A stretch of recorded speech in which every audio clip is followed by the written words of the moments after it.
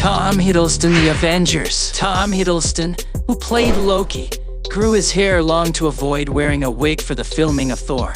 But he later had to get a short haircut for other roles, and then the filming of the Avengers began. Tom didn't have time to grow the right length, and so he wore a wig, with his hair growth line accurately preserved because the first centimeters of hair are his own. Also, presumably Tom wore a wig in Avengers the Final, when he played Loki from another universe. This can be seen in the hair growth line, which is different from that of the actor. Samuel L. Jackson, Pulp Fiction. Quentin Tarantino originally wanted Samuel L. Jackson to wear an afro wig, but by lucky coincidence the people in charge of the wig brought in a non-afro, but another option the actor himself liked so much that he defended it and started filming in that look. Sean Connery, James Bond movies. Sean Connery began to go bald almost immediately after 20 years, and after more than a decade he got the role of James Bond.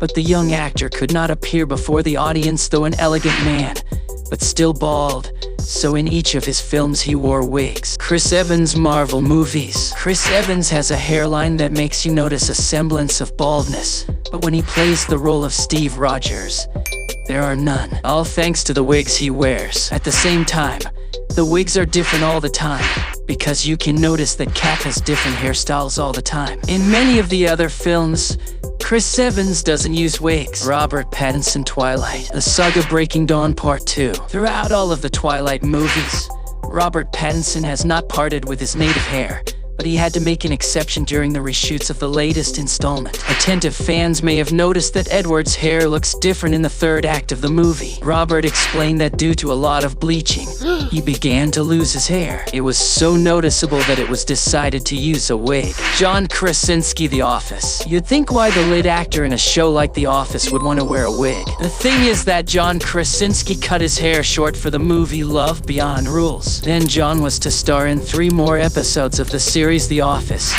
and there was a question of what to do with his hair. They didn't want to use a wig and they speculated about other options, but they made John a wig that was just like his real hair on The Office, and they let him wear it. David Harbour, Very Strange Things. Balding actors, or actors who have a very high hairline, most often wear wigs to hide these flaws, but David Harbour already had to wear a wig with a balding front, even though back in the first season he starred without a wig. This sounds strange, but the explanation is very simple. David Harbour thought his character would have short hair in season 2, so he cut it off. When he went to the hairstylist, she exclaimed because Hopper wasn't supposed to touch his hair, so she gave David a wig that was indistinguishable from his regular hair.